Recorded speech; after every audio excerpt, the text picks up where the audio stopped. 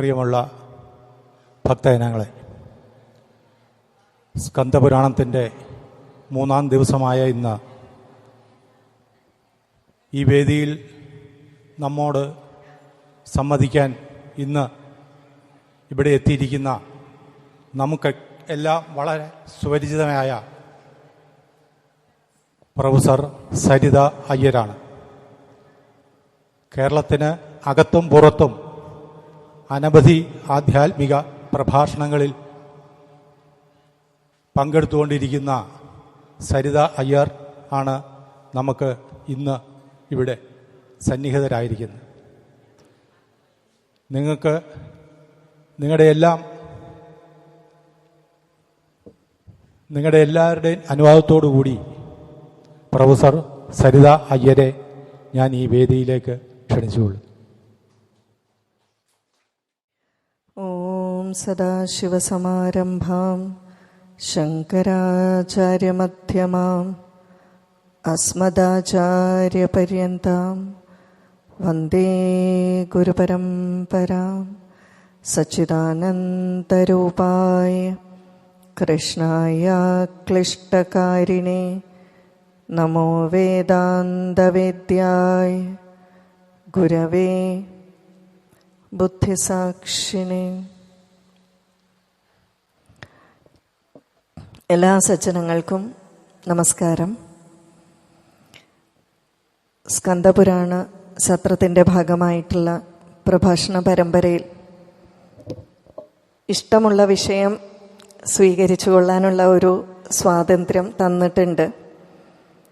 അതുകൊണ്ട് തന്നെ ഈ സ്കന്ദപുരാണങ്ങൾ ഉൾപ്പെടെയുള്ള പുരാണങ്ങൾ 18 പുരാണങ്ങൾ ക്രോഡീകരിച്ച വ്യാസഭഗവാനെ അനുസ്മരിച്ചുകൊണ്ട് ഗുരുതത്വം എന്നുള്ള വിഷയമൊന്ന് സംസാരിക്കാമെന്നാണ് വിചാരിക്കുന്നത്. നമുക്കറിയാം, നമ്മളുടെ അടിസ്ഥാന ഗ്രന്ഥം എന്ന് പറയുന്നത് വേദമാണ്. എന്നാൽ അത് സംസ്കൃതത്തിൽ എഴുതപ്പെട്ടിട്ടുള്ളവയാണ്. പലരും ചോദിക്കാറുണ്ട്, എന്നാലും ഇത് സംസ്കൃതത്തിൽ എഴുതി വെച്ചതുകൊണ്ടല്ലേ നമ്മളെപ്പോലുള്ളവർക്ക് മനസ്സിലാകാത്തത് എന്ന്. ഏറ്റവും പ്രധാനപ്പെട്ട കാര്യം, അന്ന് ഇത് എഴുതപ്പെട്ട കാലത്ത് സാമാന്യമായിട്ട് എല്ലാവരും സംസാരിച്ചിരുന്ന ഭാഷ സംസ്കൃതമായിരുന്നു. അതുകൊണ്ടാണ് ആ ഭാഷയിൽ എഴുതിയത്. പിന്നീട് നമ്മളാണ് അതിനെ മറന്നത്. എന്താണെങ്കിലും വേദം നമ്മളുടെ അടിസ്ഥാന ഗ്രന്ഥമാണ്. പക്ഷേ അതിൽ എല്ലാ വിഷയങ്ങളും വളരെ വിശദമായി പറഞ്ഞിട്ടുണ്ട് എന്ന് നമുക്ക് പറയാൻ വയ്യ. കാരണം കുറച്ച് കാച്ചി കുറുക്കിയൊക്കെയാണ് പറഞ്ഞിരിക്കുന്നത്. ഇപ്പോൾ ഉദാഹരണത്തിന് സത്യം വദ, ധർമ്മം ചര എന്നുള്ള ആശയങ്ങളുണ്ട്. അപ്പം സത്യം വദ എന്ന് വേദത്തിൽ പറഞ്ഞാൽ പെട്ടെന്ന് അത് നമുക്ക് മനസ്സിലാകണമെന്നില്ല. അപ്പോൾ എന്ത് ചെയ്യും? ഈ വേദം വായിച്ചാൽ പെട്ടെന്ന് മനസ്സിലാകാത്തവർക്കായി നമുക്ക് ഇതിഹാസങ്ങൾ, പുരാണങ്ങൾ തന്നു. കാരണം വേദത്തിൻ്റെ വ്യാഖ്യാനം, വിവരണം, എക്സ്പ്ലനേഷനാണ് ഇതിഹാസവും പുരാണവും. അപ്പം എന്ത് ചെയ്തു? സത്യം വദ എന്നുള്ള ആശയം നമുക്ക് മനസ്സിലാക്കാനായി 19, ഏകദേശം ഒരു 50-ൽ പരം അധ്യായങ്ങളിലായിട്ട് ഹരിശ്ചന്ദ്ര ചരിതം പുരാണത്തിൽ തന്നു. ആ ഒരു സത്യം വദ എന്നുള്ള ആശയം മനുഷ്യൻ്റെ മനസ്സിലേക്ക് മനസ്സിലാക്കണമെങ്കിൽ ഒരു 50 അധ്യായങ്ങളിൽ ഹരിശ്ചന്ദ്ര ചരിതം വിവരിച്ചു പറഞ്ഞപ്പോൾ മനസ്സിലായി. അപ്പം ഇവിടെ നമ്മൾ മനസ്സിലാക്കേണ്ടത്, ഇതിഹാസങ്ങളും പുരാണങ്ങളും കുറേയൊക്കെ മനസ്സിലാക്കിയാൽ നമുക്ക് വേദം മനസ്സിലായി എന്നാണ്. സാധാരണ മറ്റ് മതസ്ഥരായിട്ടുള്ളവരോട് അവരുടെ അടിസ്ഥാന ഗ്രന്ഥം ഏതാണെന്ന് ചോദിച്ചാലും അതിലെ വിഷയങ്ങളൊക്കെ പറയാൻ പറഞ്ഞാൽ അവർ വളരെ പെട്ടെന്ന് പറയും. എന്നാൽ നമ്മളോട് വേദം അറിയാവോ ചോദിച്ചാൽ നമുക്കാകെ എന്താ പറയേണ്ടത് എന്നുള്ളൊരു സംശയമാണ്. ഒരിക്കലും മടിക്കേണ്ട. ഇതിഹാസങ്ങളും പുരാണങ്ങളും വേദത്തെ വ്യാഖ്യാനിക്കുന്നതാണ്. അപ്പം അതുകൊണ്ട് തന്നെ വേദം നമ്മൾ മനസ്സിലാക്കിയില്ല, അല്ലെങ്കിൽ വേദം എന്ന് പറയുന്ന ഗ്രന്ഥത്തിലേക്ക് കടന്നില്ല എങ്കിലും നമുക്കിത് മനസ്സിലാക്കാൻ പറ്റും. പക്ഷെ എന്തുകൊണ്ടാണ് വേദം വായിക്കുമ്പോൾ ഇതിഹാസങ്ങളും പുരാണങ്ങളും മനസ്സിലാക്കുന്ന ആനന്ദം ലഭിക്കാത്തത്? ഇതിൻ്റെ അർത്ഥം വേദം നമുക്ക് ആനന്ദം തരില്ല എന്നാണോ? അങ്ങനെയല്ല, നമ്മൾ അതിനത്ര അധികാരിയായിട്ടില്ല എന്നുള്ളതാണ്. ഇതിഹാസങ്ങളും പുരാണങ്ങളും വായിക്കുമ്പോൾ നമുക്ക് സന്തോഷം കിട്ടുന്നുണ്ട്, ആനന്ദം കിട്ടുന്നുണ്ട്. നേരെ മറിച്ച് നമ്മുടെ തലം പതുക്കെ പതുക്കെ ഉയർത്തിക്കൊണ്ട് വന്നാൽ വേദം പഠിക്കുമ്പോഴും നമുക്ക് ആനന്ദം ലഭിക്കും. പക്ഷേ അതിൻ്റെ ആദ്യത്തെ പടി എന്നുള്ള രീതിയിലാണ് ഇതിഹാസങ്ങളും പുരാണങ്ങളും ഒക്കെ. ഇനി ഈ ഇതിഹാസവും പുരാണവും തമ്മിലുള്ള വ്യത്യാസം എന്താണ്? പ്രധാനപ്പെട്ട വ്യത്യാസങ്ങളൊക്കെ എല്ലാവർക്കും അറിയാം. ഒന്ന്, ഇതിഹാസം എന്ന് പറയുന്നത് ചരിത്രമാണ്, നടന്ന സംഭവങ്ങളാണ്. ഇതിനർത്ഥം പുരാണം നടന്നിട്ടില്ല എന്നല്ല. പക്ഷെ ഇവിടെയുള്ള വ്യത്യാസം, ഇതിഹാസം നടന്ന ആ ഒരു ചരിതം നടന്ന സമയത്ത് തന്നെ അല്ലെങ്കിൽ ആ കാലഘട്ടത്തിൽ രേഖപ്പെടുത്തിയിട്ടുള്ളതാണ്. ഇപ്പോൾ ഒരു ഉദാഹരണം നോക്കിയാൽ, ആദ്യത്തെ ഇതിഹാസം എന്ന് പറയുന്നത് രാമായണമാണ്, അല്ലേ? രാമായണം രചിച്ചത് ആരാണ്? വാൽമീകി മഹർഷിയാണ്. ഈ വാൽമീകി മഹർഷി രാമായണ ചരിതം നോക്കിയാൽ അതിനുള്ളിലുണ്ട്. സീതാദേവിയെ കൊണ്ട് പാർപ്പിക്കുന്നതൊക്കെ ആരാണ്? വാൽമീകി മഹർഷിയാണ്. രാമായണം എന്ന് പറയുന്ന ചരിതത്തിൽ വാൽമീകി മഹർഷി ഒരു ഭാഗമാണ്. അപ്പോൾ വേണമെങ്കിൽ നമുക്കൊരു ബയോഗ്രഫി ആണെന്ന് പറയാം, ഓട്ടോബയോഗ്രഫി അല്ലല്ലോ. ശ്രീരാമൻ തന്നെ എഴുതിയാലേ ഓട്ടോബയോഗ്രഫി എന്ന് പറയാൻ പറ്റൂ. പക്ഷെ ഒരു ബയോഗ്രഫിയാണ്. കാരണം വാൽമീകി മഹർഷി ജീവിച്ചിരുന്ന കാലഘട്ടത്തിൽ തന്നെ നടന്ന സംഭവം രേഖപ്പെടുത്തിയിരിക്കുകയാണ്. ഇതാണ് ഇതിഹാസത്തിൻ്റെ പ്രത്യേകത. ഇനി മറ്റൊരു ഇതിഹാസമായിട്ടുള്ള മഹാഭാരതം, അതാരാ രചിച്ചത്? വ്യാസഭഗവാനാണ് രചിച്ചത്. മഹാഭാരതത്തിൽ എത്ര സ്ഥലങ്ങളിലാണ് വ്യാസഭഗവാൻ കയറി വരുന്നത്, അല്ലേ? അപ്പോൾ വ്യാസഭഗവാനും ഈ ഒരു സംഭവം നടന്ന സമയത്ത് ജീവിച്ചു. ഒരു പക്ഷേ ആ സംഭവങ്ങളൊക്കെ കഴിഞ്ഞ്, ഇപ്പോൾ വാൽമീകി മഹർഷിയും ഇതെല്ലാം കഴിഞ്ഞിട്ടാണ് എഴുതാൻ തുടങ്ങുന്നത്, വാൽമീകി രാമായണം. പക്ഷെ അദ്ദേഹം ജീവിച്ചിരുന്ന കാലഘട്ടത്തിൽ നടന്നതാണ്, ഏതോ കാലഘട്ടത്തിൽ നടന്ന ചരിതമല്ല. വ്യാസഭഗവാനും താൻ ജീവിച്ചിരുന്ന കാലഘട്ടത്തിൽ നടന്നതാണ് രേഖപ്പെടുത്തിയിട്ടുള്ളത്. എന്നാൽ പുരാണങ്ങൾ അങ്ങനെയല്ല. പുരാണങ്ങൾ പല കാലഘട്ടങ്ങളിൽ നടന്നതാണ്.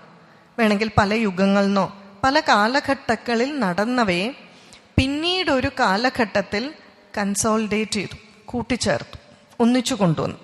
ഇപ്പം നമ്മൾ വ്യാസഭഗവാൻ 18 പുരാണങ്ങൾ എഴുതി എന്നല്ല പറയുന്നത്, ക്രോഡീകരിച്ചു എന്നാണ് പറയുന്നത്. കാറ്റഗറൈസ് ചെയ്തു, ഒരേ സ്വഭാവം ഉള്ളതിനെയെല്ലാം ഒന്നിച്ചാക്കി. അപ്പോൾ ഈ 18 പുരാണങ്ങളും പല കാലഘട്ടത്തിൽ നടന്ന സംഭവങ്ങളെ ഒന്നിച്ചു കൊണ്ടുവന്നു. ഇനി ഈ പുരാണത്തിൽ ചോദ്യങ്ങൾ എങ്ങനെയാണ്? ഈ പുരാണത്തിൽ അന്തർഗതമായിട്ടുള്ള വിഷയങ്ങൾ എന്തൊക്കെയാണ്? ഇപ്പം ഇവിടെ സ്കന്ദപുരാണ സത്രമാണ് നടക്കുന്നത്. ഏറ്റവും വലിയ പുരാണമാണ് സ്കന്ദപുരാണം. പുരാണങ്ങളിൽ ഏറ്റവും വലുത് സ്കന്ദപുരാണം. പക്ഷേ ഈ സ്കന്ദപുരാണത്തിൽ സ്കന്ദൻ്റെ ചരിതം അത്രമാത്രം ഒന്നും പറഞ്ഞിട്ടില്ല. ഏറ്റവും കൂടുതൽ മറ്റ് ചരിതങ്ങളാണ്. സ്കന്ദപുരാണം ഏറ്റവും പ്രധാനം ആയിട്ട് വിശദീകരിക്കുന്നത് ഭാരതത്തിലെ ഭൂമിശാസ്ത്രപരമായിട്ടുള്ള പുണ്യസ്ഥലങ്ങളും അവയുടെ മഹിമകളുമൊക്കെയാണ് സ്കന്ദപുരാണത്തിൽ ഏറ്റവും പ്രധാനമായിട്ട് പരാമർശിക്കുന്നത്. ഇപ്പോൾ ഒരു ഉദാഹരണം പറഞ്ഞാൽ, സ്കന്ദപുരാണത്തിൽ നിങ്ങൾ എടുത്തു നോക്കിക്കഴിഞ്ഞാൽ നമുക്ക് കാണാൻ സാധിക്കും. സ്കന്ദപുരാണത്തിൽ 10 അധ്യായങ്ങളിലായിട്ട് 10 ഖണ്ഡങ്ങൾ എന്ന് പറയും. നമ്മൾ സാധാരണയായിട്ട് വാൽമീകി രാമായണമാണെങ്കിൽ കാണ്ഡം എന്ന് പറയും, മഹാഭാരതമാണെങ്കിൽ പർവ്വങ്ങൾ എന്ന് പറയും, പുരാണങ്ങളാണെങ്കിൽ ഖണ്ഡങ്ങൾ എന്നാണ് പറയുക. ഈ ഖണ്ഡത്തിനകത്ത് വീണ്ടും ഉപഖണ്ഡങ്ങൾ വരും. അപ്പം കാശി ഖണ്ഡത്തിൽ പറയുന്നു എന്ന് പറഞ്ഞാൽ അതിൻ്റെ അർത്ഥം അത് പുരാണത്തിലുള്ളതാണ് എന്നാണ്. ഖണ്ഡം എന്ന് കേട്ട് കഴിഞ്ഞാൽ അറിയാം. അപ്പം ഈ സ്കന്ദപുരാണത്തിൽ ഒരു പ്രത്യേക, എനിക്ക് തോന്നുന്നു 2ാമത്തെ ഖണ്ഡത്തിൽ, വൈഷ്ണവ ഖണ്ഡത്തിലാണെന്ന് തോന്നുന്നു, അയോധ്യ എന്ന് പറയുന്ന ഒരു ഉപഖണ്ഡമുണ്ട്. ഈ ഉപഖണ്ഡത്തിൽ 10 അധ്യായങ്ങളിലായിട്ട് അയോധ്യയെ പറ്റി വർണ്ണിക്കുന്നുണ്ട്. ഇപ്പം ഇവിടെ സ്കന്ദപുരാണം മുഴുവൻ പറയുന്നില്ലല്ലോ, അതിനുള്ള സമയമില്ല. അതുകൊണ്ട് ഒന്ന് മനസ്സിലാക്കാൻ വേണ്ടി ഞാൻ പറയുന്നു എന്നേ ഉള്ളൂ.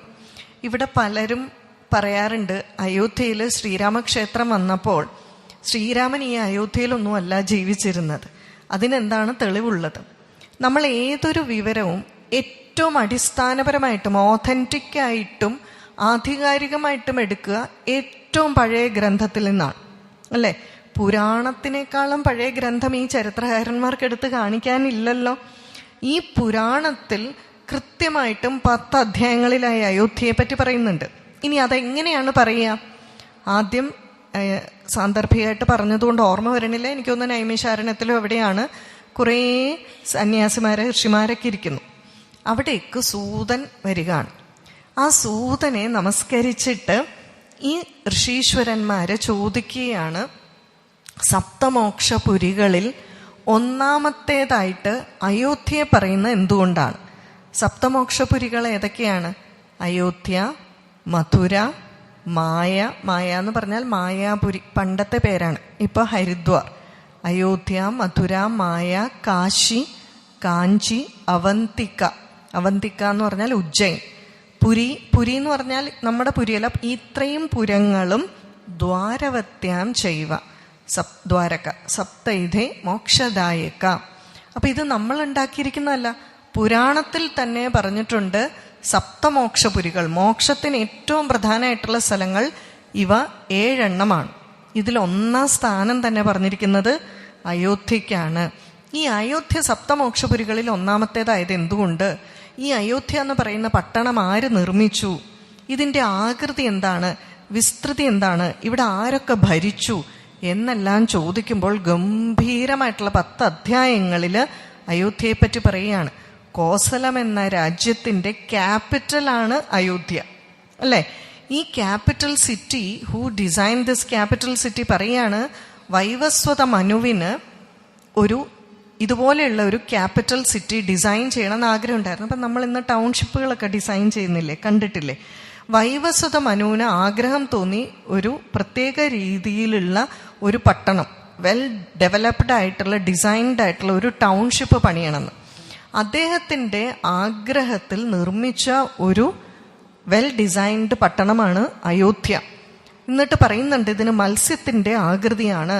ഇതിൻ്റെ അതിർത്തികൾ എന്തൊക്കെയാണ്? സരയു, തമസ, ഈ നദികളൊക്കെ നമ്മൾ പറയണില്ലേ, ഇന്ന വശങ്ങളിൽ ഈ നദികളൊക്കെ അതിർത്തികളായിട്ടിരിക്കുന്നു. ഇത്ര വിസ്തൃതി, യോജനയുണ്ട്. അവിടെ പറയുകയാണ്, വളരെ വലിയ ഹൈവേകളുണ്ടെന്ന് നമ്മൾ പറയുന്നത് പോലെ വളരെ വിസ്തൃതമായിട്ടുള്ള ഹൈവേകളുണ്ട്. മാത്രമല്ല, ഈ ഹൈവേകൾ ചൂട് കാലത്ത് നനച്ചു കൊടുക്കാൻ, വെള്ളം നനച്ചു കൊടുക്കാനുള്ള സംവിധാനമുണ്ട്, റോഡ് നനയ്ക്കാൻ. മാത്രമല്ല, ഈ വളരെ വിസ്തൃതമായിട്ടുള്ള ഹൈവേകളുടെ വശങ്ങളിൽ ചെടികൾ വെച്ച് പിടിപ്പിച്ചിരിക്കുന്നു. അതെടുത്ത് പറയുന്നുണ്ട്, നമ്മുടെ ഇന്നത്തെ കാലത്തെ പോലെ റോഡിൻ്റെ സൈഡിൽ മരങ്ങൾ വെച്ച് പിടിപ്പിക്കില്ല എന്ന്. മരങ്ങൾ വെച്ച് പിടിപ്പിച്ചാലുള്ള പ്രശ്നം എന്താണ്? അത് കുറച്ച് കഴിയുമ്പം ഒടിഞ്ഞു വീണാൽ യാത്രക്കാർക്ക് ബുദ്ധിമുട്ടാവും. അതുകൊണ്ട് അന്നത്തെ കാലത്ത് റോഡിൻ്റെ വശങ്ങളിൽ ഒരിക്കലും മരങ്ങൾ വെച്ച് പിടിപ്പിച്ചിരുന്നില്ല. നേരെ മറിച്ച് പൂക്കളുള്ള നല്ല സുഗന്ധമുള്ള ചെടികൾ ധാരാളമായി അവിടെ വെച്ച് പിടിപ്പിച്ചിരുന്നു. നല്ല വരിവരിയായിട്ടുള്ള മന്ദിരങ്ങൾ, കെട്ടിടങ്ങളുണ്ട്. 7 നില കെട്ടിടങ്ങൾ വരെ പറയുന്നുണ്ട്. അവയ്ക്കെല്ലാം ഒരേ നിറങ്ങൾ അടിച്ചിരുന്നു. അപ്പം അത്ര മനോഹരമായിട്ടുള്ള ടൗൺഷിപ്പ്. അത് കഴിഞ്ഞിട്ട് വൈവസ്വത മനുവിൻ്റെ കാലഘട്ടം എല്ലാം പറഞ്ഞ് ദശരഥൻ ഭരിച്ചു, ശ്രീരാമൻ ഭരിച്ചു. ഇങ്ങനെ 10 അധ്യായങ്ങളിലായിട്ട് അയോധ്യയെ പറ്റി പറയും. അതായത് ഭാരതത്തിലെ ഏറ്റവും പ്രധാനപ്പെട്ട പുണ്യസ്ഥലങ്ങളെപ്പറ്റി മുഴുവൻ വിവരിക്കുന്നതാണ് സ്കന്ദപുരാണം. ഈ സ്കന്ദപുരാണം വെച്ചുകൊണ്ടാണ് ഇപ്പം നമ്മൾ ഇന്ന് ബദരി, കേദാറെല്ലാം ദർശനത്തിനായിട്ട് പോകുന്നുണ്ട്, അല്ലേ? ഈ ബദരിയിൽ പോകുമ്പോൾ, ബദരിയിൽ നിന്ന് മുന്നോട്ട് പോകുമ്പോൾ മാന എന്ന് പറയുന്ന ഒരു ഗ്രാമമുണ്ട്, നമ്മളുടെ ഏറ്റവും ലാസ്റ്റ് വില്ലേജാണ്. ഈ മാന ഗ്രാമത്തിൽ ചെല്ലുമ്പോഴാണ്, അവിടെ നിന്നാണ് സരസ്വതി നദിയുടെ ഉദ്ഭവം. അവിടെ നമുക്ക് വ്യാസഗുഹ കാണാം, ഗണപതി ഗുഹ കാണാം. ആ വ്യാസഗുഹയിൽ ഇരുന്നാണ് വ്യാസഭഗവാൻ മഹാഭാരതം എഴുതിയത്. ഇത് മനസ്സുകൊണ്ട് മനസ്സിലാക്കി ഗണപതി ഗുഹയിലിരുന്നാണ് ഗണപതി ഭഗവാൻ എഴുതിയെടുത്തത്, അല്ലെ? സ്റ്റെനോഗ്രാഫറായിട്ട് എഴുതിയെടുത്തത്. ഈ സ്ഥലങ്ങളെല്ലാം ഇന്ന് നമുക്ക് പോയാൽ കാണാൻ സാധിക്കും. പക്ഷെ ഒരു കാലത്ത് ഇവയെല്ലാം മഞ്ഞു മൂടി ജനങ്ങളാൽ അശ്രദ്ധപ്പെട്ട് ഇതൊന്നും എവിടെയാണെന്ന് അറിയില്ലായിരുന്നു. ആദിശങ്കരാചാര്യർ ബദരിയിൽ വന്നപ്പോൾ അദ്ദേഹം ഈ സ്ഥലങ്ങളെല്ലാം തപ്പി കണ്ടുപിടിച്ചു. എന്തിന്? ബദരി പോലും മഞ്ഞിൽ മൂടപ്പെട്ട് കിടക്കുകയായിരുന്നു. ഒരു കാലത്ത് ബുദ്ധമതത്തിൻ്റെ പ്രഭാവം വളരെയധികം വന്നപ്പോൾ എന്ത് സംഭവിച്ചു? ബുദ്ധമതത്തിൻ്റെ പ്രഭാവം വന്നപ്പോൾ ഏറ്റവും കൂടുതലായിട്ട് സംഭവിച്ചത് ഹിന്ദുമതത്തിൻ്റെ, ഹിന്ദു സംസ്കാരത്തിൻ്റെ, ക്ഷേത്ര ആരാധനാ രീതികളുടെ അവഗണനയാണ്. ഒരിക്കലും നമ്മൾ ബുദ്ധ ഭഗവാനെ അല്ല നിന്ദിക്കുന്നത്. അല്ലേ? ഇവിടെ ഞാൻ ബുദ്ധ ഭഗവാൻ എന്നാണ് പറയാ. പക്ഷേ ബുദ്ധ ഭഗവാൻ എന്താണോ ഉദ്ദേശിച്ചത് അതല്ല ശിഷ്യന്മാരിലേക്ക് കടന്നു വന്നത്. അതുകൊണ്ട് തന്നെ അവരിൽ വിഗ്രഹാരാധന ഇല്ലായിരുന്നു. അവർ വിഗ്രഹാരാധന എതിർത്തു. ക്ഷേത്രങ്ങളെല്ലാം അവഗണിച്ചു. അവിടെ മത്സ്യമാംസാദികളൊക്കെ ഭക്ഷിക്കുന്ന ഇടങ്ങളായിട്ട് മാറി. അതുകൊണ്ട് തന്നെ ബുദ്ധമതത്തിൽ നിന്നിരുന്ന എന്തെല്ലാം അനീതികളും അന്യായങ്ങളും ഉണ്ടോ അതിനെ മാറ്റുന്നതിനായിട്ടാണ് ആദിശങ്കരാചാര്യരുടെ അവതാരം. പക്ഷെ ഇന്ന് നമ്മൾ എന്താണ് ചെയ്യുന്നത്? ഇന്ന് കേരളം ആദിശങ്കരന്റെ ജന്മഭൂമിയായിട്ട് പോലും നമ്മളൊരു ഗൃഹപ്രവേശ സമയത്ത് വീട്ടിൽ ആദ്യം വെക്കുന്നത് ബുദ്ധഭഗവാന്റെ പ്രതിമയാണ്. അത് മോശമാണെന്നല്ല പറയണത്. ആ ബുദ്ധഭഗവാന്റെ പ്രതിമ വെക്കുന്നു, അല്ലെങ്കിൽ എന്താ പറയാ, പൂന്തോട്ടത്തിൽ വെക്കുന്നു. ഇതൊന്നും വെക്കുന്നതിൽ മോശമാണെന്നല്ല പറയണത്. പക്ഷേ അദ്വൈതത്തിന്റെ ആചാര്യനായിട്ടുള്ള ആദിശങ്കരാചാര്യരുടെ ഒരു വിഗ്രഹം മലയാളിയുടെ ഗൃഹത്തിലില്ല. മാത്രമല്ല, കേരളത്തിൽ ഒരു 7-8 സ്ഥലങ്ങളുണ്ട് ആദിശങ്കരനുമായിട്ട് ബന്ധപ്പെട്ട സ്ഥലങ്ങൾ. തിരുവെള്ളമാൻതുള്ളി ക്ഷേത്രം എന്ന് പറഞ്ഞാൽ ആദിശങ്കരന്റെ അമ്മയ്ക്ക് മഹാദേവൻ ഒരു മാനിന്റെ രൂപത്തിൽ പ്രത്യക്ഷപ്പെട്ട ക്ഷേത്രമാണ്. അത് എല്ലാം എറണാകുളം ഡിസ്ട്രിക്റ്റിൽ ഉണ്ട്. പിന്നെ ദേവി പാല് കൊടുത്ത ക്ഷേത്രം, പേര് മറന്നുപോയി, ആർക്കെങ്കിലും ഓർമ്മയുണ്ടോ? എറണാകുളം ജില്ലയിലാണ്. ദേവി മുലപ്പാല് കൊടുത്തില്ലേ ആദിശങ്കരന്, ആ ക്ഷേത്രമുണ്ട്. കനകധാര നടന്ന ഇല്ലമുണ്ട്. ശ്രീകൃഷ്ണക്ഷേത്രം, അതായത് ആദിശങ്കരന്റെ കുലദൈവം മുതലക്കടവുണ്ട്. അമ്മയുടെ ഗൃഹം പിറവത്തുണ്ട്. അതുപോലെ തന്നെ അമ്മയുടെ സമാധി കാലടിയിലുണ്ട്. ഇതെല്ലാം ആദിശങ്കരനുമായിട്ട് ബന്ധപ്പെട്ട സ്ഥലങ്ങളാണ്. പക്ഷെ ഇതൊന്നും നമ്മൾ പോകാറില്ല, നമുക്കിത് പരിചയമില്ല. അപ്പൊ ആദിശങ്കരന്റെ നാട്ടില് നമുക്ക് ആകെയുള്ളത് ഒരു ആദിശങ്കര യൂണിവേഴ്സിറ്റിയാണ്. യൂണിവേഴ്സിറ്റി ഉണ്ട്, അവിടെ ഇല്ലാത്തത് ആകെ ആദിശങ്കരനും ആദിശങ്കരന്റെ ആശയങ്ങളുമാണ്. ബാക്കിയെല്ലാം അവിടെ ഉണ്ട്. ആ വെളിയിൽ വെച്ചിരിക്കുന്ന പ്രതിമ കണ്ടാൽ പോലും അതൊന്നും വെക്കാൻ തന്നെ ഇവിടെ എന്ത് സമരമായിരുന്നു അല്ലേ? അത് കണ്ടാൽ തന്നെ നമുക്ക് തന്നെ സങ്കടം തോന്നും. ഇതാണ് നമ്മളുടെ ഇന്നത്തെ നാടിന്റെ ഒരു അവസ്ഥ.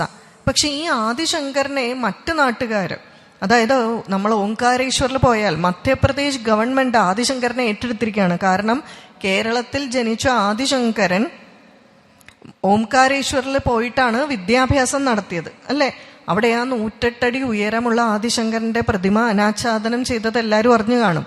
അവിടെ ഏത് പ്രായത്തിലാണോ അദ്ദേഹം വിദ്യാഭ്യാസത്തിന് പോയത്, ആ പ്രായത്തിലുള്ള 108 അടി ഉയരമുള്ള പ്രതിമ അനാച്ഛാദനം ചെയ്ത് അവിടെ വലിയ യൂണിവേഴ്സിറ്റികളും ഏക്കർ കണക്കിന് സ്ഥലത്ത് ആദിശങ്കരനെ പറ്റിയുള്ള പഠനങ്ങളും എല്ലാം നടക്കുന്ന വളരെ വലിയൊരു ട്രസ്റ്റ് രൂപീകരിച്ച് ഭാരതത്തിലെ ഏറ്റവും പ്രധാനപ്പെട്ട സന്യാസിവര്യന്മാരുൾപ്പെടെയുള്ളവർ അതിൻ്റെ ട്രസ്റ്റിലെ അംഗങ്ങളായി ആദിശങ്കരാചാര്യന്റെ തത്വങ്ങൾ പ്രചരിപ്പിക്കുന്നു. ജന്മഭൂമിയായിട്ടുള്ള നമ്മുടെ ഇവിടെ എന്താണ് നടക്കുന്നതെന്ന് നമുക്ക് മനസ്സിലാവും. ഈ ആദ്യ സാന്ദർഭികമായിട്ട് പറഞ്ഞു എന്നേ ഉള്ളൂ. ഈ ആദിശങ്കരൻ ബദരിയിൽ ഒക്കെ ചെല്ലുമ്പോൾ അല്ലെങ്കിൽ ആ ഭാഗത്തേക്ക് പോകുമ്പോൾ മഞ്ഞു മൂടി കിടക്കുന്നത് കൊണ്ട് ഏതാണ് ക്ഷേത്രം ഇതൊന്നും അറിയില്ല. പറയുന്നു, സ്കന്ദപുരാണം നോക്കി അതിൽ ബദരിയുടെ വർണ്ണനയും വ്യാസഗുഹയും ഇതെല്ലാം ദിക്കുകൾ നോക്കി അവിടെയുള്ള അടയാളങ്ങൾ നോക്കിയാണ് കണ്ടുപിടിച്ചത്. കാരണം എന്താണ്? സ്കന്ദപുരാണത്തിൽ ഭൂമിശാസ്ത്രപരമായിട്ടുള്ള ഈ വിവരങ്ങളെല്ലാം കൊടുത്തിട്ടുണ്ട്. അപ്പൊ സ്കന്ദപുരാണം നോക്കി ഇന്ന സ്ഥലം, ഇന്ന ദിക്കിലോട്ട് ഇന്ന മരങ്ങൾ കൂടുതലായിട്ട് വളരുന്ന സ്ഥലം, ഉയരങ്ങളിലോട്ട് പോകുമ്പോൾ നമുക്കറിയാം പൈൻ ട്രീസ് ആയിരിക്കും. പൈൻ ട്രീസ് കഴിഞ്ഞ് പിന്നെ ഉയരങ്ങളിലേക്ക് പോയി കഴിഞ്ഞാൽ, പിന്നെ ഇപ്പൊ കൈലാസമൊക്കെ പോയി കഴിഞ്ഞാൽ, ബദ്രിയൊക്കെ പോയി കഴിഞ്ഞാൽ നമുക്കവിടെ മരങ്ങളൊക്കെ പൈൻ ട്രീസ് ഒക്കെ കാണാൻ പറ്റും. ഏറ്റവും ഉയരത്തിൽ കൈലാസത്തിലേക്ക് പോയി കഴിഞ്ഞാൽ ഈ ചെറിയ കുറ്റി ചെടികൾ കാണാൻ പറ്റും. പിന്നെ ചെന്ന് കഴിഞ്ഞാൽ അതുകൂടി ഇല്ലാത്ത രീതിയിലാണ് അവിടുത്തെ അവസ്ഥയൊക്കെ. അപ്പോ ഈ മരങ്ങൾ എന്തൊക്കെയാണ്, ഏതൊക്കെയാണ് ഉള്ളത്, ഇത്ര അടുത്ത് ഗുഹകളുണ്ടോ, അവിടെ ഇന്ന നദി പോലെ ഒരെണ്ണം ഉദ്ഭവിക്കുന്നുണ്ടോ, ഇതെല്ലാം നോക്കി അടയാളം കണ്ടുപിടിച്ച് സ്കന്ദപുരാണത്തിൽ നിന്ന് മനസ്സിലാക്കിയാണ് ആദിശങ്കരാചാര്യർ ഇത് ചെയ്തത് എന്ന് പറയും. അപ്പോൾ ഒന്ന് ആലോചിച്ചു നോക്കുക, ഈ സ്കന്ദപുരാണം ഏറ്റവും മഹത്തായിട്ടുള്ളതാണ്, വളരെ ബൃഹത്താണ്. അതിൻ്റെ ഒരു കുറച്ചു ഭാഗമെങ്കിലും നമുക്ക് മനസ്സിലാക്കാൻ സാധിച്ചാൽ വളരെ ഉപകാരമായി. ഈ പുരാണങ്ങളെല്ലാം നമുക്ക് തന്നത് വ്യാസഭഗവാനാണ്.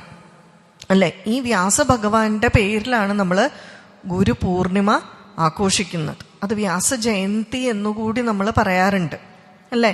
ഗുരുപൂർണിമ എന്ന് പറയുമ്പോൾ, വ്യാസജയന്തി എന്ന് പറയുമ്പോൾ നമ്മൾ ആദ്യം മനസ്സിലാക്കേണ്ടത് ഗുരുതത്വം എന്താണെന്നാണ്. ഇതില് മനുസ്മൃതിയില് അറിവുള്ളവരെ അല്ലെങ്കിൽ അറിവ് പകർന്നു നൽകുന്നവരെ 4 കാറ്റഗറി ആയിട്ട് തിരിച്ചിട്ടുണ്ട്. അതിൽ ഒന്നാമത്തെ കാറ്റഗറി എന്ന് പറയുന്നത് ഉപാധ്യായ. ഉപാധ്യായ എന്ന് പറഞ്ഞാൽ പണം സ്വീകരിച്ചുകൊണ്ട് അറിവ് കൊടുക്കുന്നവരെ. നമ്മൾ ജോലിയായിട്ടൊക്കെ ചെയ്യില്ലേ, അങ്ങനെയുള്ളവരെയാണ് ടീച്ചേഴ്സ് എന്ന് പറയില്ലേ. ഇങ്ങനെ പണം സമ്പാദിച്ച് മാസം തോറും സാലറിയൊക്കെ മേടിച്ച് അങ്ങനെ ചെയ്യുന്നവരെ ഉപാധ്യായ എന്ന് പറയും. രണ്ടാമത്തെ കാറ്റഗറിയാണ് വിദ്വാൻ അല്ലെങ്കിൽ പണ്ഡിതൻ. ഇവർക്ക് വളരെ നല്ല അറിവുണ്ട്, പക്ഷെ അവർക്ക് ഈ അറിവ് കൊടുക്കാൻ മനസ്സുണ്ടാവണമെന്ന് നിർബന്ധമില്ല. കാരണം എന്തുകൊണ്ടാ? നമ്മൾ പൈസ ഉണ്ടാക്കുന്നത് വളരെ കഷ്ടപ്പെട്ടിട്ടാണ്, അല്ലേ? വളരെ കഷ്ടപ്പെട്ട് പൈസ ഉണ്ടാക്കുമ്പോൾ അത് ചിലപ്പോൾ ചെലവഴിക്കാനും നമുക്ക് കുറച്ച് മനസ്സിന് ബുദ്ധിമുട്ടുണ്ടാകും. ഇതുപോലെ തന്നെ അറിവ് നമുക്ക് വളരെ പെട്ടെന്ന് കിട്ടുമോ? അറിവ് പെട്ടെന്ന് കിട്ടില്ല. Instant coffee is possible, instant tea is possible, instant knowledge is not possible. അത്ര പെട്ടെന്ന് അറിവ് കിട്ടില്ല. ഇത് നമുക്ക് സരസ്വതി ദേവിയുടെ രൂപത്തിൽ നിന്നും ഭാവത്തിൽ നിന്നും മനസ്സിലാക്കാൻ സാധിക്കും. കാരണം എന്താണ്? അറിവിന്റെ ദേവതയാണ് സരസ്വതി ദേവി. മാനായിൽ നിന്നും പാറക്കെട്ടിൽ നിന്നും അതിശക്തമായിട്ടാണ് സരസ്വതി ദേവി ഉദ്ഭവിക്കുന്നത്. കുറച്ചു കഴിഞ്ഞാൽ സരസ്വതി ദേവിയെ കാണാനില്ല. അതെവിടെ പോയി? കാണാനില്ല, ഗുപ്തമായി. പിന്നെ പറയുന്നത് പ്രയാഗ്രാജിലുണ്ട്. അവിടെ പോലും ത്രിവേണി സംഗമം നമുക്ക് യമുന കാണാൻ പറ്റും, ഗംഗ കാണാൻ പറ്റും, സരസ്വതി അടിയിലൂടെയാണെന്നാണ് പറയുന്നത്. അതുമല്ല, നദിയുടെ രൂപത്തിലാണ്. അറിവ് ഒഴുകിക്കൊണ്ടേയിരിക്കും, അത് ഗുപ്തമായിരിക്കും. ഇപ്പം ഞാൻ എപ്പോഴും പറയാറുണ്ട്, ഇപ്പോൾ പോളിൻ്റെ ഒക്കെ വീട് പനച്ചിക്കാടാണ്. പനച്ചിക്കാടും അവിടെ ദേവിയെ കാണാൻ പറ്റുമോ? ദേവി വള്ളിപ്പടർപ്പാൽ മൂടപ്പെട്ടാണ് ഇരിക്കുന്നത്. ഇതാണ് സങ്കല്പം. അറിവ് എപ്പോഴും ഗോപ്യമായിരിക്കും. പരിശ്രമിച്ചാൽ മാത്രമേ അറിവ് ലഭിക്കൂ. നമ്മൾ അതിനായി തേടി പോകണം. ഇപ്പം ഇന്ന് തന്നെ ഇവിടെ നമ്മളൊരു സത്സംഗം നടത്തുന്നു. ഇവിടെ നമ്മൾ അറിവുകൾ പങ്കുവെക്കുന്നു. ഇന്ന് നിങ്ങൾക്ക് എന്തൊക്കെ ചെയ്യായിരുന്നു? വീട്ടിൽ നിന്ന് മൊബൈൽ തോണ്ടിക്കൊണ്ടിരിക്കായിരുന്നു, സീരിയൽ കാണായിരുന്നു, ഫോൺ വിളിച്ച് ആരെങ്കിലും സംസാരിക്കായിരുന്നു, നല്ല റെസിപ്പി നോക്കിക്കൊണ്ടിരിക്കായിരുന്നു, കിടന്നുറങ്ങായിരുന്നു. ധാരാളം കാര്യങ്ങൾ ചെയ്യാൻ സത്സംഗത്തിന് വരാം, അല്ലേ? നിങ്ങൾ തീരുമാനിച്ചു എനിക്ക് അറിവുണ്ടാകണം, അതിനുവേണ്ടി പരിശ്രമം നടത്തി പണികളെല്ലാം ഒതുക്കി നമ്മൾ ഇതിനു വേണ്ടി മെനക്കെട്ട് വന്നു.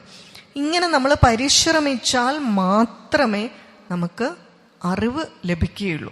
അതുകൊണ്ട് അറിവ് എപ്പോഴും ഗോപ്യമാണ്. അറിവ് നമുക്ക് അത്ര എളുപ്പത്തിൽ കിട്ടുക എന്ന് പറയുന്നത് നടപ്പുള്ള കാര്യമല്ല. ഏത് കാര്യമാണെങ്കിലും നമ്മൾ അതിനുവേണ്ടി പരിശ്രമിക്കണം. അപ്പോൾ പരിശ്രമിച്ച് വളരെ കഷ്ടപ്പെട്ട് കിട്ടുന്നതുകൊണ്ട് തന്നെ ചിലർക്കത് കൊടുക്കാൻ മടിയാണ്. ശരിക്കു പറഞ്ഞാൽ അറിവ് കൊടുക്കുമ്പോഴാണ് നമുക്കത് കൂടുതൽ തെളിയുക, അല്ലേ? ഞാൻ എല്ലാ വേദിയിലും പറയും, ഞാനൊരിക്കലും ആരോ ഉപദേശിക്കാനൊന്നും വന്നതല്ല. പക്ഷെ ഇങ്ങനെ പറയുമ്പോൾ വളരെ വൈവിധ്യമാർന്നിട്ടുള്ള വിഷയങ്ങൾ പ്രഭാഷണത്തിന് കിട്ടുമ്പോൾ ഞാൻ പറയും, ഇതൊക്കെ ഞാൻ പഠിക്കാനുണ്ട്, അതുകൊണ്ടാണ് ഭഗവാൻ എനിക്ക് ഈ വിഷയം മുഴുവൻ തരുന്നത്. മാത്രമല്ല, ദിവസവും ഇതിങ്ങനെ പറഞ്ഞുകൊണ്ടിരിക്കുമ്പോൾ നമ്മുടെ ഹൃദയത്തിലേക്ക് നമ്മൾ സിഗ്നൽ കൊടുക്കുകയല്ലേ, മൈൻഡിലേക്ക്, മനസ്സിലേക്ക് നമ്മൾ വീണ്ടും വീണ്ടും സിഗ്നലുകൾ കൊടുത്തുകൊണ്ടിരിക്കുക. ഇതിങ്ങനെയാണ്, ഈ തത്വം ഇങ്ങനെയാണ് പറഞ്ഞുകൊണ്ടേയിരിക്കുക. നമ്മൾ ക്ലാസ്സിലാണെങ്കിലും ഒരു അനലിറ്റിക്കൽ ജോമെട്രിയുടെ തിയറി പഠിച്ചു കഴിയുമ്പോൾ നമ്മൾ ചിലപ്പോൾ കുശുമ്പ് കാരണം ചിലപ്പോൾ ആരെങ്കിലും വന്ന് ചോദിച്ചാൽ ചിലർ പറഞ്ഞു കൊടുക്കില്ല. പക്ഷെ ശരിക്കു പറഞ്ഞാൽ പറഞ്ഞു കൊടുക്കുമ്പോൾ നമ്മുടെ മനസ്സിലത് വീണ്ടും ഉറയ്ക്കും. പക്ഷെ നമ്മൾ 80% പറഞ്ഞു കൊടുക്കുമ്പോൾ നമുക്ക് 100% ആവും. പക്ഷെ ഫസ്റ്റ് പറഞ്ഞു കൊടുക്കുമ്പോൾ കേൾക്കുന്നയാൾക്ക് അത് 80% ആകും. വീണ്ടും അത് പഠിച്ചു കഴിയുമ്പോഴേ 100% ആവും. അതുകൊണ്ട് പറഞ്ഞു കൊടുക്കും തോറും നമുക്ക് പരീക്ഷ നന്നായിട്ട് എഴുതാൻ പറ്റും. അപ്പം അതുപോലെ തന്നെ ഈ ആളുകൾ, ചിലർ പണ്ഡിതന്മാർ, വിദ്വാൻമാർ എന്ന് പറയുന്നത് അവർക്ക് അറിവുണ്ടെങ്കിലും ചിലപ്പോൾ അവർക്ക് മടിയായിരിക്കും ഇത് പറഞ്ഞ് കൊടുക്കാൻ വേണ്ടിയിട്ട്. ഇവരാണ് രണ്ടാമത്തെ കാറ്റഗറി. മൂന്നാമത്തെ കാറ്റഗറിയാണ് ആചാര്യന്മാർ. ഇവരെന്താണെന്ന് വെച്ചാൽ ഇവരെന്താണോ പറയുന്നത് അത് ജീവിതത്തിൽ ആചരിച്ചു കാണിക്കുന്നവരാണ്. ത്രികരണ ശുദ്ധിയുള്ളവരാണ്. എന്താണോ അവർ ചിന്തിക്കുന്നത് അത് തന്നെ അവർ പറയും, പറയുന്നത് തന്നെ അവർ പ്രവർത്തിക്കും. ഇങ്ങനെയുള്ളവരാണ് ത്രികരണ ശുദ്ധി എന്ന് പറയുന്നതാണ്. അപ്പൊ ഇങ്ങനെയുള്ളവരാണ് ആചാര്യന്മാർ. അപ്പൊ ആചാര്യൻ കുട്ടികൾക്കോ ആർക്കെന്ത് പറഞ്ഞു കൊടുത്താലും അതവര് ജീവിതത്തിലും അനുസരിച്ചിരിക്കും.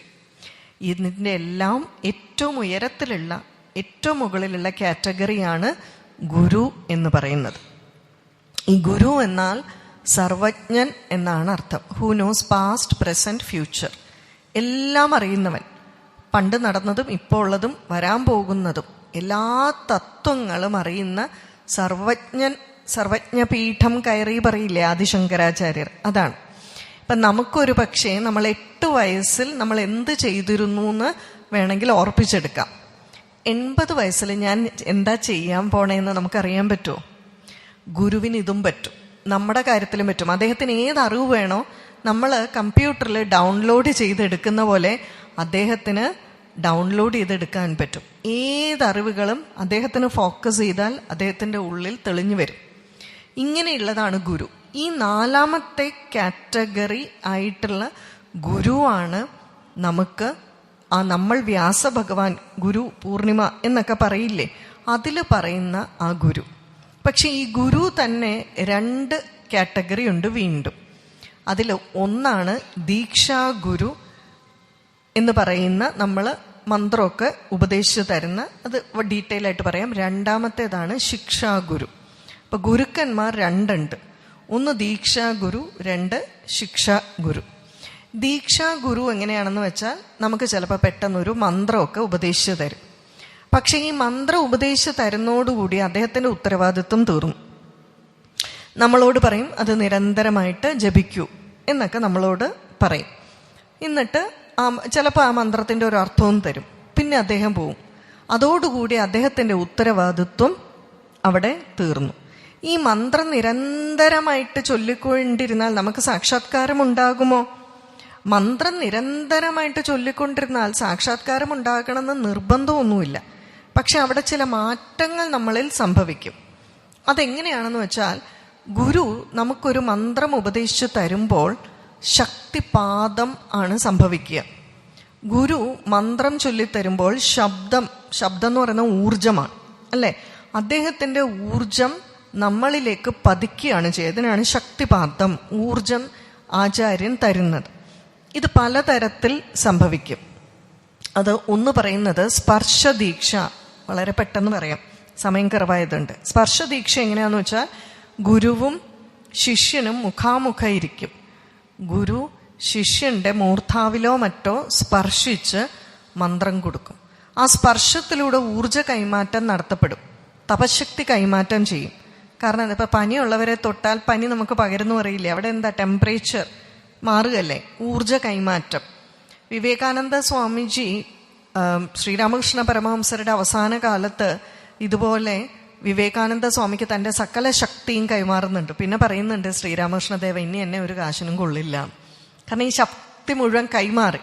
ഗുരു പരമ്പരകൾ ഇത് വരുന്നുണ്ട്. ഇതുകൊണ്ടാണ് ഇപ്പോഴും ഭാരതത്തെ നശിപ്പിക്കാൻ പറ്റാത്തത്. ഈ ഗുരു പരമ്പരയിലൂടെ ഇപ്പൊ ഞാനിവിടെ എന്താ ചൊല്ലിയത്?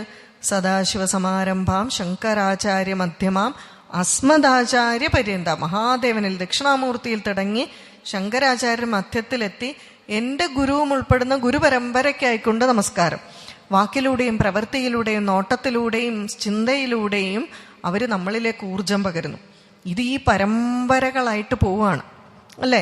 അതുകൊണ്ടാണ് ഈ ഊർജം ഇവിടെ നിൽക്കുന്നത്. അപ്പൊ എന്താന്ന് വെച്ചാല് ഇതാണ് സ്പർശദീക്ഷ. സ്പർശദീക്ഷയ്ക്ക് കാഞ്ചി കാമാക്ഷിയാണ് ഗുരു എന്ന് പറയും. കാരണം കുക്കുട ദീക്ഷ എന്ന് പറയും. കോഴി സ്പർശത്തിലൂടെയാണ് മുട്ട വിരിയിക്കുക അല്ലെ. അവിടെ ഒരു പ്രോസസ്സ് സംഭവിക്കുന്നുണ്ട് സ്പർശത്തിലൂടെ. അതാണ് സ്പർശ ദീക്ഷ. പക്ഷെ മുട്ടയുടെ പ്രത്യേകത എന്താണ്? മുട്ട പുറത്തു നിന്ന് പൊട്ടിച്ചാൽ ഒരു ജീവൻ പോകും, അകത്തു നിന്ന് പൊട്ടിയാലോ ഒരു ജീവൻ ഉണ്ടാവും. അതായത് ജ്ഞാനം ഇതുപോലെ ഉള്ളിൽ നിന്നാണ് ഉണ്ടാകേണ്ടത് എന്നാണ്. ഇതാണ് സ്പർശദീക്ഷ. അടുത്തതാണ് നയനദീക്ഷ. ഗുരുവും ശിഷ്യനും മുഖാമുഖം ഇരിക്കും. അവര് ഗുരു ശിഷ്യനിലേക്ക് നോക്കും മാത്രം. കണ്ണ് ഏറ്റവും കൂടുതൽ പവറുള്ള എനർജി പോയിന്റ് ആണ്. നോട്ടത്തിലൂടെ വൈബ്രേഷൻസ് എനർജി ട്രാൻസ്മിറ്റ് ചെയ്യും. ഇവിടെ ഒന്നും സംസാരിക്കില്ല, പക്ഷെ നോട്ടത്തിലൂടെ ദീക്ഷ കൊടുക്കും. ആ ശക്തിപാദം അവിടെ സംഭവിക്കും. ഇതാണ് നയനദീക്ഷ. ഇതിന് പറയുന്ന പേരാണ് മത്സ്യദീക്ഷ. പറയുന്നു മത്സ്യം മുട്ടയിടും, എന്നിട്ട് വെള്ളത്തിന്റെ മുകളിൽ ഇങ്ങനെ ഒഴുകി നടക്കും. കുറെ കഴിയുമ്പോൾ അമ്മ മത്സ്യം ഈ മുട്ടകളിലേക്ക് ആർദ്രമായിട്ട് നോക്കുമത്രേ. അപ്പോഴാണ് ഈ മുട്ടകൾ വിരിയുന്നത്. അതല്ലെങ്കിൽ നമുക്കറിയാം, ഒരു കുഞ്ഞു കരയുമ്പോൾ നമ്മളെല്ലാം പോയി ആശ്വസിപ്പിക്കാൻ പോയാലും അമ്മ പോയൊരു നോട്ടം നോക്കുമ്പോഴത്തേക്കും കുഞ്ഞു നിൽക്കും, അല്ലേ? അവിടെ എന്താ സംഭവിക്കുന്ന ആ നോട്ടത്തിൽ? അപ്പോൾ അവിടെ ആ ഒരു ഊർജം, ആ ഒരു വൈബ്രേഷൻ, ഇത് പുരാണങ്ങളിൽ പറഞ്ഞിരിക്കുന്നതാണ്. മത്സ്യദീക്ഷ ഇതിന് പറയുന്നത് കാഞ്ചി കാമാക്ഷി ആണല്ലോ പറഞ്ഞത്. മധുര മീനാക്ഷി, മീന് അല്ലേ പറഞ്ഞത്, മത്സ്യം. മധുര മീനാക്ഷിയാണ് ഇതിന്റെ അധിദേവത എന്ന് പറയും. അടുത്തതാണ് സ്മരണദീക്ഷ. ഗുരു ഉത്തരകാശിയിലായിരിക്കും ഇരിക്കുക, നമ്മൾ ഇവിടെ ആയിരിക്കും ഇരിക്കുക. ഗുരു നമ്മളെ സ്മരിക്കുമ്പോൾ ആ ഊർജ തരംഗം നമ്മളിൽ എത്തും. എങ്ങനെയാണോ റേഡിയോ ട്യൂൺ ചെയ്യുമ്പോൾ കൃത്യമായിട്ട് സിഗ്നൽ കിട്ടുന്നത് പോലെ, റേഞ്ചുള്ളിടത്ത് മൊബൈൽ വെക്കുമ്പോൾ സിഗ്നൽ കിട്ടുന്നത് പോലെ നമ്മൾ ചിന്തിക്കുമ്പോൾ തരംഗങ്ങൾ ഉണ്ടാകുന്നുണ്ട്, വൈബ്രേഷൻസ്, അല്ലേ? അപ്പം അതുകൊണ്ടാണ് നമ്മളോട് എല്ലാവരോടും ആ ജയ് ശ്രീറാം പറയാൻ പറഞ്ഞത്. ഇത്രയും പേര് ഒന്നിച്ച് ജയ് ശ്രീറാം പറയുമ്പോൾ അത്രയും പോസിറ്റീവ് തരംഗങ്ങൾ വരുമ്പോൾ വിരുദ്ധ ശക്തികൾക്ക് പിടിച്ചു നിൽക്കാൻ സാധിക്കാതെയാവും. അതുകൊണ്ടാണ് ജയ് ശ്രീറാം വിളികൾ മുഴങ്ങിയപ്പോൾ അയോധ്യയിൽ ശ്രീരാമക്ഷേത്രം ഉണ്ടായത്. പാത്രം കൊട്ടാനും തട്ടാനും ഇന്ന സങ്കല്പത്തിൽ ചെയ്യാൻ പറയുന്നത് ഇതുകൊണ്ടാണ്. സങ്കല്പത്തിന് ശക്തിയുണ്ട്. ഓരോറ്റ വേദകർമ്മം പോലും സങ്കല്പം ഇല്ലാതെ തുടങ്ങാൻ പാടില്ല. സങ്കല്പകർമ്മത്തോടു കൂടിയ വേദകർമ്മങ്ങൾ തുടങ്ങാൻ പാടും. അത്ര ശക്തിയാണ് സങ്കല്പത്തിന്, ശുഭസങ്കല്പത്തിന്. അപ്പൊ ഇവിടെ നയനദീക്ഷ, സ്മരണദീക്ഷയുണ്ട്, ചിന്തയിലൂടെ. അതിന് പറയുന്ന പേരാണ് കമദദീക്ഷ. ആമ കരയിൽ വന്നിട്ട് കുഴി ഉണ്ടാക്കി മുട്ടയിട്ട് മൂടി വെക്കും. എന്നിട്ടോ വെള്ളത്തിലേക്ക് പോവും. കുറെ കാലം കഴിയുമ്പോൾ ആമ ചിന്തിക്കുമത്രേ എൻ്റെ മുട്ടകൾ വിരിയാറായി എന്ന്. ആ ചിന്തിക്കുമ്പോഴാണ് ഇവ വിരിയുന്നത്. കാശി വിശാലാക്ഷിയാണ് അധിദേവത. ഇങ്ങനെയുള്ള ദീക്ഷയുണ്ട്. പിന്നെ ശ്രീവിദ്യാ സമ്പ്രദായത്തിൽ ശാംഭവി ദീക്ഷ, ശക്തി ദീക്ഷയൊക്കെ ഉണ്ട്. ഈ ശക്തി ദീക്ഷ, ശാംഭവി ദീക്ഷയിലാണ് ഗുരു തൻ്റെ പാദം ശിഷ്യന്റെ മൂർധാവിൽ വെച്ച് ഊർജം നടത്തുന്നത്. ഇതാണ് മഹാബലിക്ക് കൊടുത്തത്. പക്ഷേ മഹാബലിക്ക് ആ പാദം സ്പർശിച്ച പടം കണ്ടപ്പോൾ അമർചിത്ര കഥാകാരൻ എന്താക്കി, ചവിട്ടി താഴ്ത്തിന്നങ്ങ് വ്യാഖ്യാനിച്ചു. ഏറ്റവും കൂടുതൽ പുരാണങ്ങളിലുള്ള, ധാരാളം പുരാണങ്ങളിലുള്ള ഒരു ചരിതമാണ് മഹാബലി ചരിതം. ഓരോറ്റൊരിടത്ത് ചവിട്ടിത്താഴ്ത്തി എന്നുള്ള ശ്ലോകം കാണിക്കാൻ പറ്റില്ല. ദീക്ഷാ സമ്പ്രദായമാണ് അവിടെ. അടുത്ത മന്വന്തരത്തിലെ ഇന്ദ്രനാകാൻ വേണ്ടിയിട്ട് ഉള്ള ഊർജം കൊടുത്തതാണ്. പല ഇന്നും ആചാര്യന്മാരുണ്ട് ഈ പാദസ്പർശത്തിലൂടെ, മൂർധാവിലൂടെയാണ് ഊർജം ഏറ്റവും കൂടുതൽ. ഗുരുവിന്റെ ഏറ്റവും പ്രധാനം എന്താണ്? പാദമാണ്. പാദപൂജയല്ലേ ചെയ്യുക, അല്ലേ? ദക്ഷിണാമൂർത്തിക്ക് തുമ്പപ്പൂവാണ് ഏറ്റവും പ്രധാനം. തുമ്പപ്പൂ പാദത്തിന്റെ ഷേപ്പാണ്. ദക്ഷിണാമൂർത്തി ഗുരുവാണ്. പാദമാണ് ഗുരുവിന്റെ പൂജിക്കുക. ആ പാദം വെച്ച് മൂർധാവിൽ സ്പർശിക്കുമ്പോൾ ഊർജം വരും. ഇങ്ങനെ ഒരു ദീക്ഷാ സമ്പ്രദായങ്ങളുണ്ട്. ഇവ തരുന്നവയ്ക്ക് ദീക്ഷാ ഗുരു എന്ന് പറയും. പക്ഷെ മന്ത്രം തന്നാൽ അദ്ദേഹത്തിന്റെ കടമ തീർന്നു. ഇത് നിരന്തരമായി ചൊല്ലിക്കൊണ്ടിരുന്നാൽ നമ്മളിൽ എന്ത് മാറ്റം വരും? നിരന്തരമായി ചൊല്ലിക്കൊണ്ടിരുന്നാൽ നമുക്ക് ചിത്തശുദ്ധി ഉണ്ടാകും, പരിശുദ്ധി ഉണ്ടാകും. ഏത് ശബ്ദവും നിരന്തരമായി ചൊല്ലിക്കൊണ്ടിരുന്നാൽ അത് നമ്മളെ ഒരു പ്രത്യേക ട്രാൻസ് സ്റ്റേറ്റിലെത്തും, ഒരു കുറച്ച് അതീതമായിട്ടുള്ള അവസ്ഥയിൽ എത്തിക്കും, നിരന്തരമായി ചൊല്ലിക്കൊണ്ടിരുന്നാൽ. അപ്പോൾ ഒരു ഗുരുനാഥനോട് ഫോറിനേഴ്സ് വന്ന് ചോദിച്ചു, ഏത് ശബ്ദവും അങ്ങനെ ഒരു അവസ്ഥയിൽ എത്തിക്കുമെങ്കിൽ ഡ്രിങ് ഡ്രിങ് ഡ്രിങ് എന്ന് പറയുന്ന ഒരു ശബ്ദം ചൊല്ലിയാൽ പോരെ, ഡ്രിങ് ഡ്രിങ് ഡ്രിങ് എന്നുള്ള ശബ്ദം. അപ്പൊ ആചാര്യൻ പറഞ്ഞു, ഡ്രിങ് ഡ്രിങ് ഡ്രിങ് ചൊല്ലുന്നതിൽ കുഴപ്പമൊന്നുമില്ല, പക്ഷെ നിരന്തരമായിട്ട് ഡ്രിങ് ഡ്രിങ്കും ചൊല്ലിക്കൊണ്ടിരുന്നാൽ കുറെ കഴിയുമ്പോൾ നമ്മൾ ചിന്തിക്കും, ഈ ഡ്രിങ്ങിന്റെ അർത്ഥം എന്താണ്? എവിടെ ചെന്നെത്തും ഡ്രിങ്ങിന്റെ അർത്ഥം? ബുദ്ധിഭ്രമത്തിലായിരിക്കും കലാശിക്കുക. പക്ഷെ നിരന്തരം രാമ രാമ രാമ ചൊല്ലുന്നവൻ എത്തുക രാമതത്വത്തിലായിരിക്കും, അല്ലെ? ആ രാമശബ്ദത്തിന്റെ അർത്ഥത്തിലായിരിക്കും, രാമതത്വത്തിലായിരിക്കും, രാമന്റെ ധർമ്മത്തിലായിരിക്കും. ഇതാണ് വ്യത്യാസം. മാത്രമല്ല, നമ്മൾ ഈ അർത്ഥം ഇനി മനസ്സിലാക്കിയില്ല എങ്കിൽ പോലും അവിടെയുള്ള പ്രയോജനം, ഒരു വായിക്കാനോ അറിയാത്ത കർഷകന് കളക്ടർക്ക് ആപ്ലിക്കേഷൻ കൊടുക്കണം. അപ്പൊ എന്ത് ചെയ്യും? എഴുതാൻ അറിയാവുന്ന ഒരു എഞ്ചിനീയറെ കൊണ്ട് എഴുതിച്ച് കൊടുക്കും. അവിടെയുള്ള പ്രയോജനം എന്താണ്? കളക്ടർക്ക് എഴുതാനും വായിക്കാനും അറിയാവുന്നതുകൊണ്ട് അദ്ദേഹം കാര്യം നടപ്പാക്കി കൊടുക്കും. ഇവിടെ നമുക്കൊരു പക്ഷേ നാമത്തിന്റെ അർത്ഥം അറിയില്ലെങ്കിലും നമ്മൾ ആരെപ്പറ്റിയാണോ ചൊല്ലുന്നത് ഭഗവാൻ അറിയാലോ അതിൻ്റെ അർത്ഥം, അല്ലേ? അപ്പൊ ഭഗവാൻ സാക്ഷനാക്കും. പക്ഷേ അതുകൊണ്ട് മോക്ഷം, ഈശ്വര സാക്ഷാത്കാരം ഉണ്ടാവില്ല. ചിത്തശുദ്ധി, പരിശുദ്ധിയൊക്കെ ഉണ്ടാവും. പക്ഷേ ഈ നാമജപം കൊണ്ട് നമുക്ക് ആത്മസാക്ഷാത്കാരം ഉണ്ടാകണമെങ്കിൽ ഇന്ദ്രിയ നിഗ്രഹം വരണം, അല്ലേ? നമ്മള് മറ്റേ ക്ഷമാദമ ഇതൊക്കെ പറയില്ലേ, ഇതെല്ലാം വേണം. ആ യോഗ പദ്ധതിയിലൂടെ കടന്നു പോകുമ്പോഴേ പറ്റൂ. ഇതിന് നമ്മളെ സഹായിക്കുന്ന ആളാണ് ശിക്ഷാഗുരു. ശിക്ഷാഗുരു എന്താണെന്ന് വെച്ചാൽ ജ്ഞാനത്തെ കാണിച്ചു തരും. ജ്ഞാനത്തെ പ്രകാശിക്കുന്നവൻ അജ്ഞാനത്തെ ഇല്ലാതാക്കി ഇന്ദ്രിയ നിഗ്രഹങ്ങളിലൂടെ ശിഷ്യനെ കൈപിടിച്ച്, GPS എന്ന് പറയും, ഗുരു പൊസിഷനിങ് സിസ്റ്റം.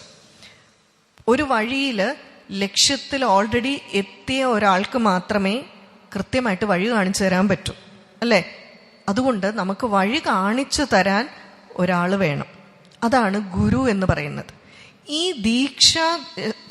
ശിക്ഷാ ഗുരുവിനെ പറ്റിയാണ് വേദങ്ങളിലെല്ലാം പരാമർശിച്ചിരിക്കുന്ന ഗുരു.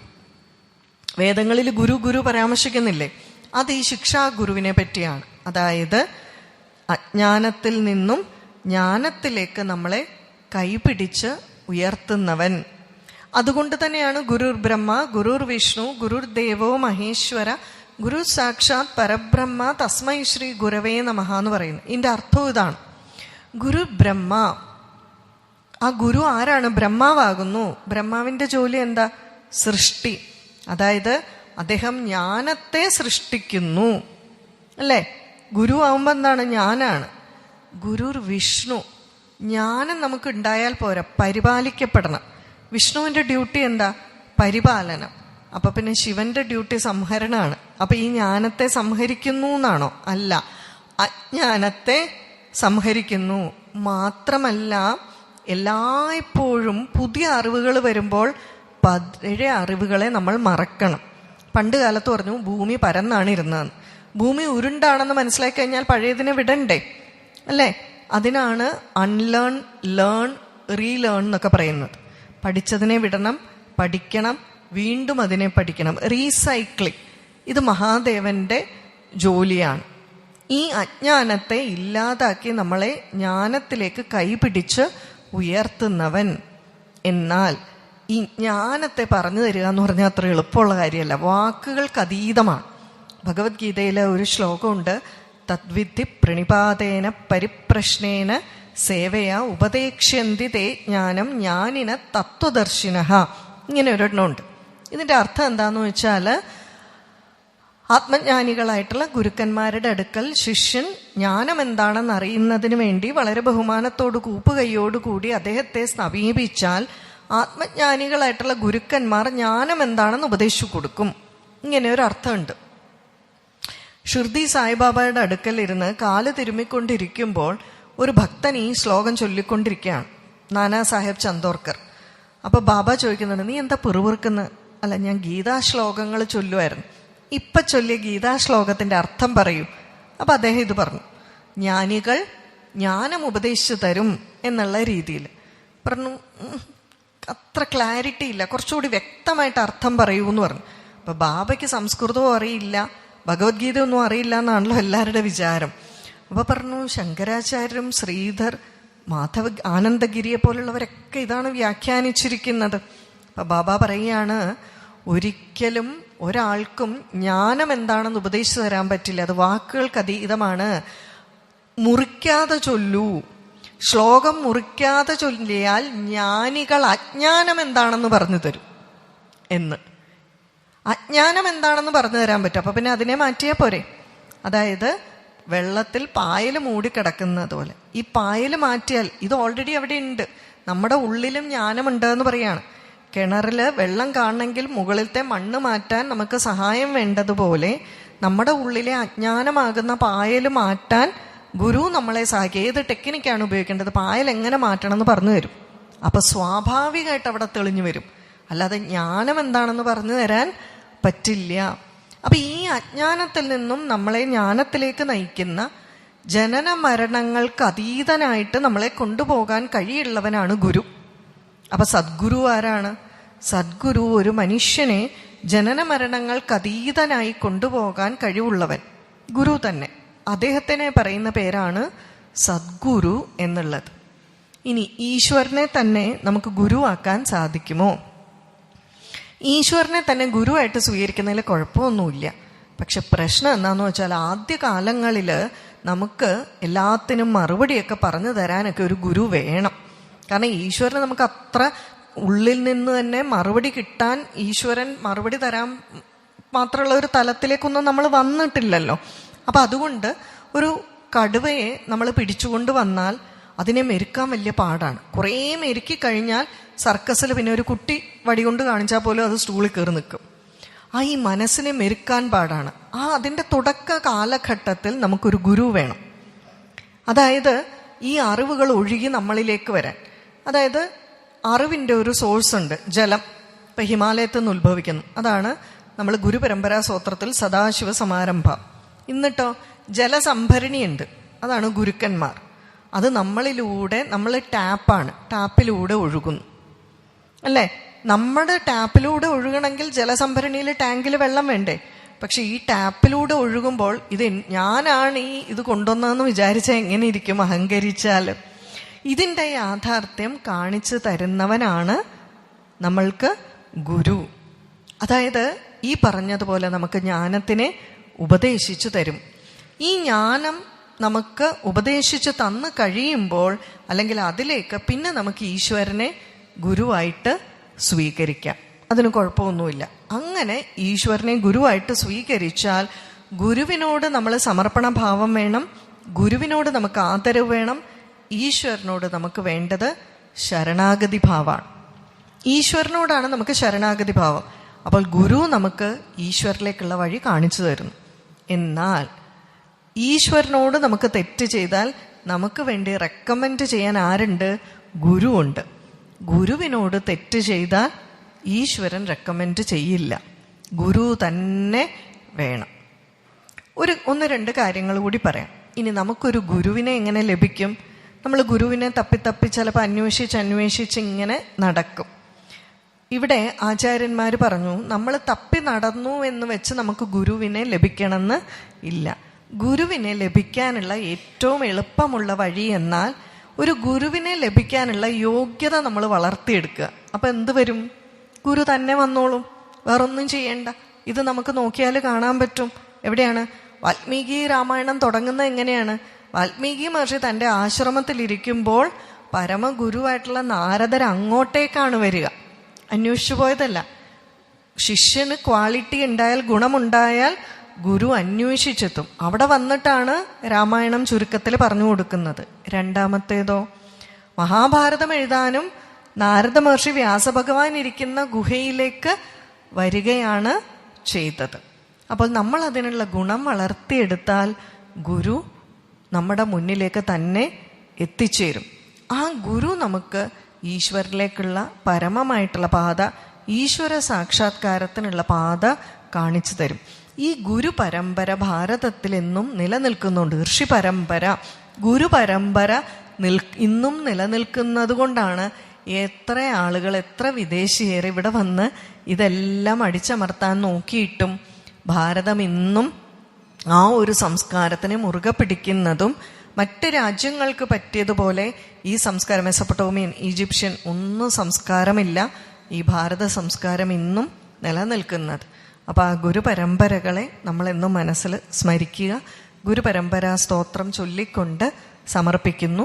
ഇത് മറ്റൊരു ഗുരുപരമ്പരാ സ്തോത്രമാണ്. ഇത് ചൊല്ലുമ്പോൾ ഓരോ ആദ്യ ഗുരു അടുത്ത ഗുരുവിലേക്ക് എങ്ങനെ പോയി എന്നുള്ളത് മനസ്സിലാക്കാൻ സാധിക്കും.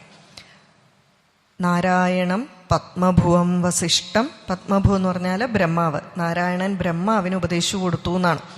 നാരായണം പത്മഭുവം വസിഷ്ഠം ശക്തിം ച തത്പുത്ര പരാശരം ച വ്യാസം ശുകം ഗൗഡപദം മഹാന്തം ഗോവിന്ദയോഗീന്ദ്രമഥാസ്യ ശിഷ്യം ശ്രീശങ്കരാചാര്യമഥാസ്യ പത്മപാദം ച ഹസ്താമലകം ച ശിഷ്യേ തം തോടകം വാർത്തികകാരമന്യം അസ്മദ്ഗുരൂൻ സന്തതമാനതോസ്മി.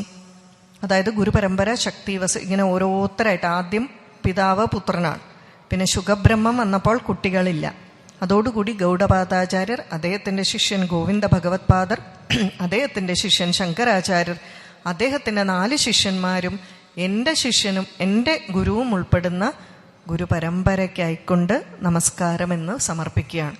ആ ഗുരുപരമ്പരയെ നമസ്കരിച്ചുകൊണ്ട് പറഞ്ഞ എല്ലാ വാക്കുകളും ഭഗവാന്റെ പാതാരവിന്ദങ്ങളിൽ സമർപ്പിക്കുന്നു. എന്നെ ക്ഷമയോടെ ശ്രവിച്ച എല്ലാ സജ്ജനങ്ങളുടെയും പാദങ്ങളിലും മനസ്സ് നമസ്കരിച്ചുകൊണ്ട് എനിക്ക് ഈ ഒരു പ്രഭാഷണത്തിനായി ഇവിടെ അവസരം തന്ന പ്രിയപ്പെട്ട കുട്ടേട്ടൻ, ഒപ്പോൾ എല്ലാവരും ഉണ്ട്, അതുപോലെ കമ്മിറ്റി ഭാരവാഹികൾ എല്ലാവർക്കും നന്ദി പറയുന്നു. അതോടൊപ്പം സ്കന്ദപുരാണ സത്രത്തിൻ്റെ ആചാര്യൻ, യജ്ഞാചാര്യന്മാർ, സഹയജ്ഞാചാര്യന്മാർ എല്ലാവർക്കും മാനസ നമസ്കാരം. ജയ് ഹിന്ദ്.